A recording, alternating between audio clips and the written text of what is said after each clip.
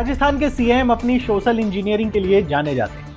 यही वजह है कि कई बार कांग्रेस में टूट की खबर आई, लेकिन हर बार संभाल ली गई। यहां तक कि विपक्ष भी अशोक गहलोत का मुरीद रहा है। लेकिन इस बार अशोक गहलोत ने ऐसी चाल चली है जिससे कि बीजेपी बैकफुट पर आ गई है।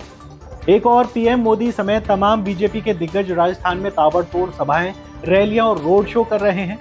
वहीं दूसरी ओर सीएम गहलोत बीजेपी का खेल बिगाड़ रहे हैं। राजस्थान में भले कांग्रेस के बीच अंतर्कलह की खबरें कई बार सार्वजनिक हुई हों, लेकिन अशोक गहलोत ने उसे हर बार संभाल लिया।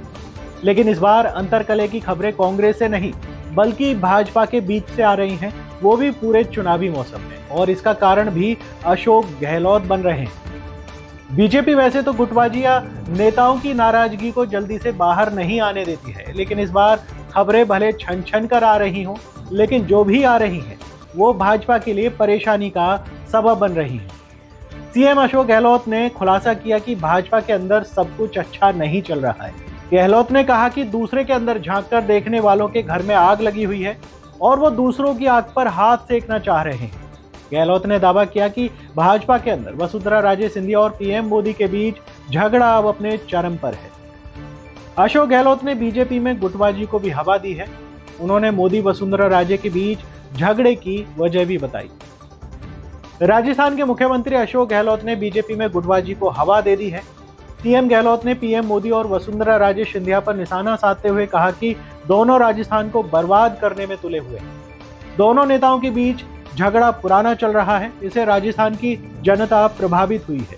उन्होंने कहा कि जब गुजरात ने राजस्थान के हिस्से का पानी नर्मदा से दिया था, तब राजे ने संचौर में मीटिंग बुलाई थी। पानी आने के उपलक्ष्य में इधर राजे मीटिंग कर रही थी, उधर उसे 1 किलोमीटर दूर गुजरात में मोदी पानी देने के उपलक्ष्य में उद्घाटन कार्यक्रम कर रहे थे। मोदी और राजे के बीच झगड़ा तब से चल रहा है। इन दोनों के बीच चल रहे झगड़े का खामियाजा राजस्थान वासियों को भुगतना पड़ रहा है। राजे की बनाई हुई ईआरसीपी योजना को मोदी राष्ट्रीय परियोजना घोषित नहीं कर रहे हैं।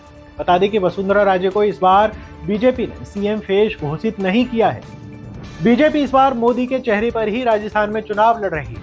वहीं बीजेपी और मोदी की इस घोषणा के बाद वसुंधरा राजे कैंप ने चुप्पी साध ली है। वसुंधरा राजे पूरी तरह से साइडलाइन है। सियासी जानकारों का कहना है कि सीएम गहलोत ने जानबूझकर बयान देकर बीजेपी में गुटबाजी को हवा दे दी है। गहलोत ने बीजेपी की कमजोर नब्ज पर हाथ रख दिया है। सियासी जानकारों का मानना है कि फिलहाल यह देखना होगा कि बीजेपी आला कमान वसुंधरा राजे समर्थकों को टिकट देता है या नहीं।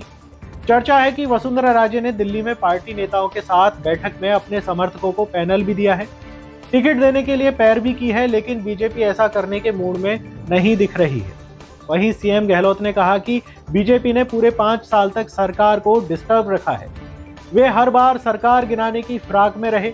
इधर हमें राज्य सरकार को पारदर्शी तरीके से चलाने और लोगों को बेहतरीन योजनाएं देने के साथ साथ इनके षड्यंत्र से बचने का भी प्रयास करने पड़े। सीएम गहलोत ने कहा कि ये लोग सत्ता में रहने लायक नहीं है। लोकतंत्र में चुनी हुई सरकारों को गिराएंगे तो फिर चुनाव कराने का मतलब क्या है। उन्होंने पूछा कि क्या आने वाले वक्त में ये लोग चुनाव कराना चाहते हैं या नहीं। सीएम गहलोत ने कहा कि मोदी भी मुझे गुजरात में बेवजह बदनाम करते रहे हैं। गहलोत ने कहा कि जब वे गुजरात कांग्रेस के प्रभारी के तौर पर वहां कैंपेन कर रहे थे, तब पीएम मोदी कहते थे कि गहलोत गुजरात को पानी नहीं दे रहे हैं। गहलोत ने कहा कि वे तो मार्केटिंग के उस्ताद हैं, लेकिन हम बातें कम और काम ज्यादा करने में विश्वास करते हैं। उन्होंने कहा कि मैं कहना चाहता हूं कि हमारी योजनाएं बंद न की जाएं। झगड़ा वसुंधरा राजे और बीजेपी का है, उससे उनका कोई लेना देना नहीं है।